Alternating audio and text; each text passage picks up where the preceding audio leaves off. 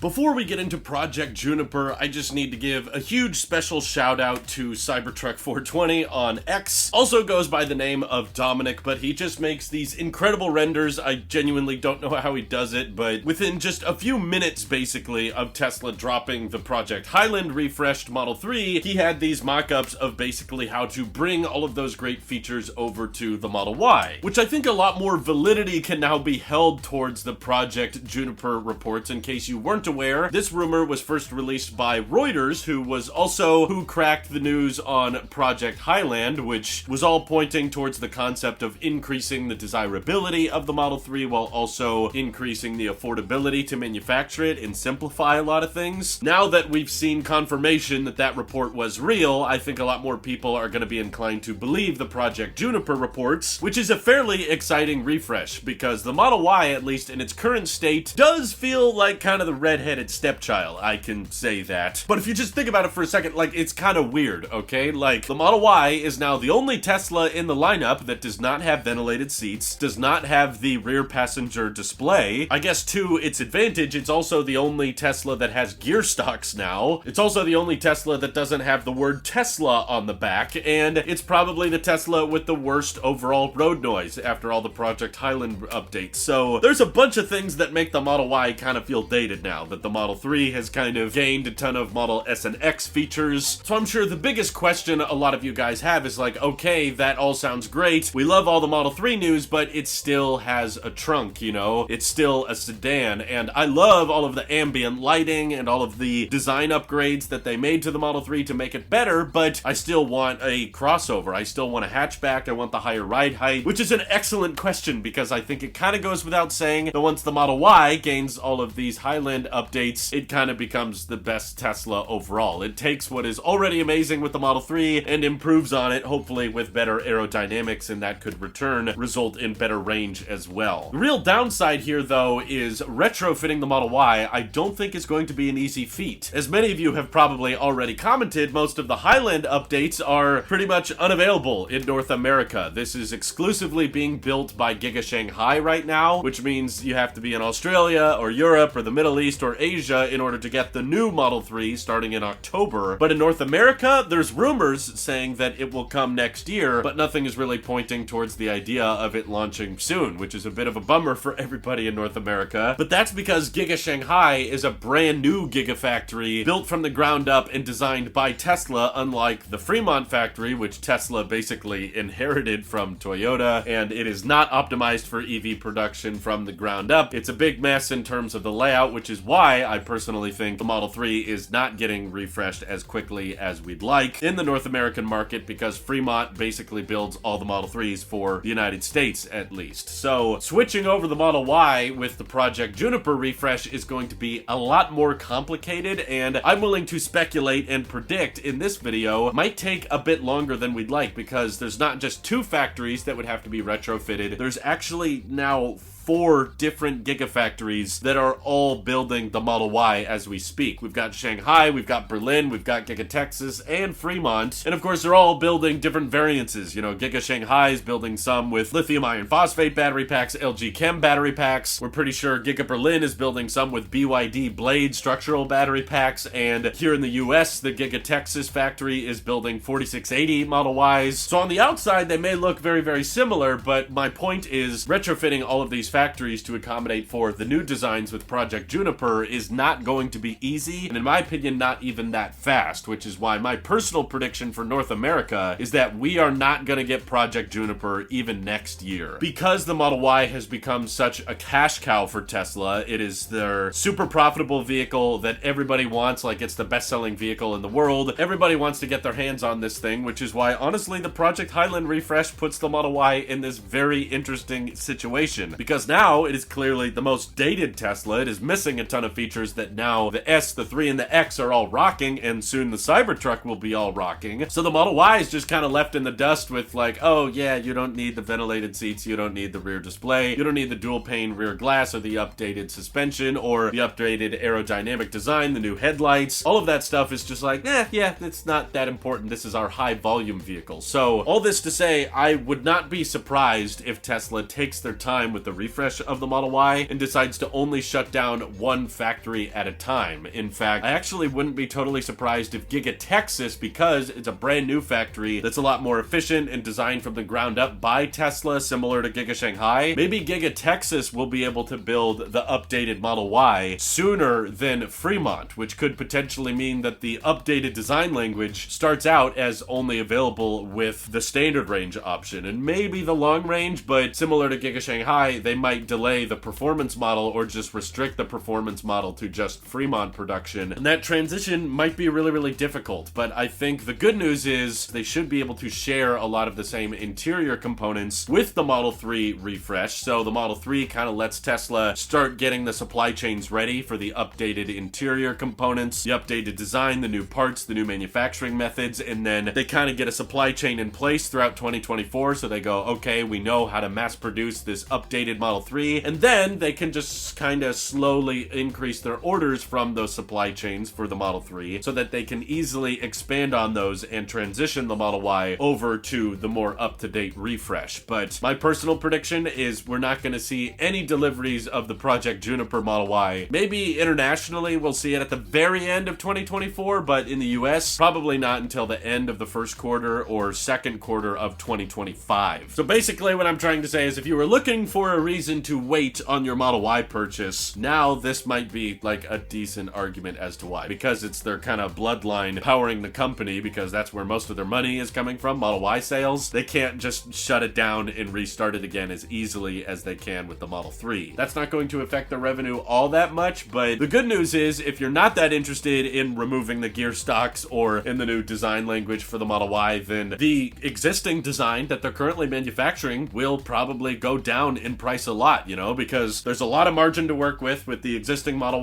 Ys, and Tesla always prices things based on demand and supply. And the great news with the existing Model Y design is there's a ton of supply for it because they've got 4 amazing gigafactories all cranking out Model Ys as fast as they possibly can, which means there will be a lot of supply to go around. And if the demand dwindles because there's a bunch of people waiting for Project Juniper, then the price will probably come down a lot. In fact, I would genuinely not be surprised at all if, because there's so much hype and so much demand for the Highland refresh, everybody wants that new Model 3 with the updated dash, the updated ambient lighting, the new headlight design, and all the changes they brought, which we love. That's going to increase demand, and because the shutdowns and ramp up are going to slow down the factories for a while, I think the Model 3 pricing could go up a bit. It already went up 12% in China, and as the orders pour in, I don't think it's that crazy to assume they may hike up the prices again, and then we could see ourselves in a situation where the Model 3 refresh is actually going to cost more than the Model Y pre-refresh, just due to supply and demand. I'd like to be remembered on the record for that one, because I know a lot of people think that's crazy. Oh my god, the Model Y, it would never cost more than the Model 3. Yeah, they've gotten pretty close in the past, and now that there's so many feature differences between the two, in my opinion, it kind of would make sense for the Model 3 to end up costing more than the Model Y, both from price hikes on the 3 and price decreases on the Y. Well, what do you guys think is going to happen? What do you think the timeline looks like for Project Juniper? Feel free to let me know down in the comments below, and thank you to everybody supporting this channel directly. Seriously, helps us out a ton, as does just watching these videos. So thanks again. Have an excellent rest of your day.